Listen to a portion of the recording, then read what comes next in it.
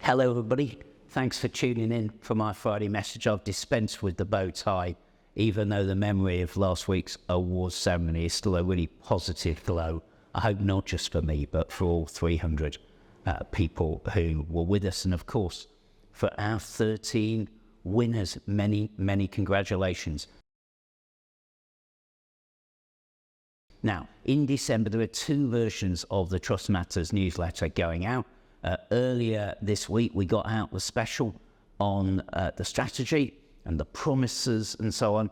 Just before Christmas lands, there'll be a special on the awards. And thanks very much to the comms team for all their work to really bring through the voices in that awards special of the people who have been successful. Of course, in 2024, there'll be more awards. There might be some slightly different categories. So look out for that detail as we go through March. One of the places you'll be able to find that detail is in the new app. So the app is really important. It's so important. I'm still trying to persuade everybody that we should give it a name that's not the app. But anyway, you can download it now. Why would you want to do that? Well, you might want to do that because at the moment, an awful lot of how we communicate inside our organization relies on things like email, of which I hope over time we can see less. It also relies on the idea you can log in to a computer, and for many people working clinically in our organization, that computer is like gold dust, isn't it? And if you were to say, I'm going to log off clinical systems and log in to my personal email, people would look at you slightly funny. So the app is going to be absolutely crucial as we go through 2024 to improving communication in our organization. It's a place where you'll be able to clock in and quickly check on policies. In time, it will be a place where you can report incidents, take a look at the risk register, but also a place where you can get access to various special offers in the shops and in life generally. So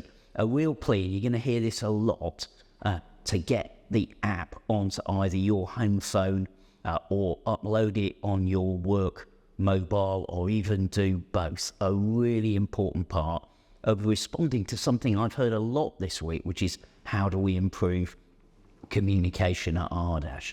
I've heard that a lot because I've been out and about doing open staff meetings. Thank you so much to people who gave up their time and came along. What have I heard? Well, I've heard quite a lot about safety in the workplace and work we need to do on that.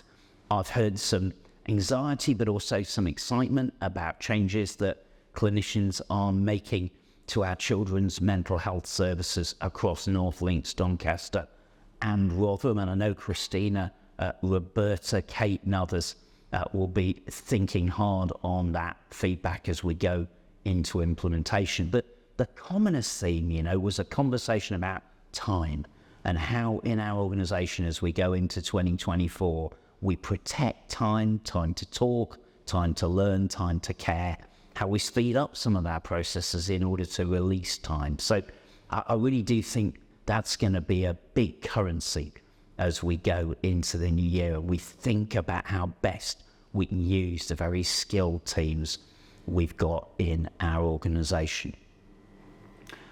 I need to come back to promises and I need to come back to flu, because if you're a regular viewer, that's what we tune in for. One of the promises, promise 8, we're really counting down now to a sort of decision point in January, February and March, because this is the promise where we've said we're going to identify 5 specific elements of inequalities associated with mental health, learning disabilities, with autism. So specific to that part of what we do.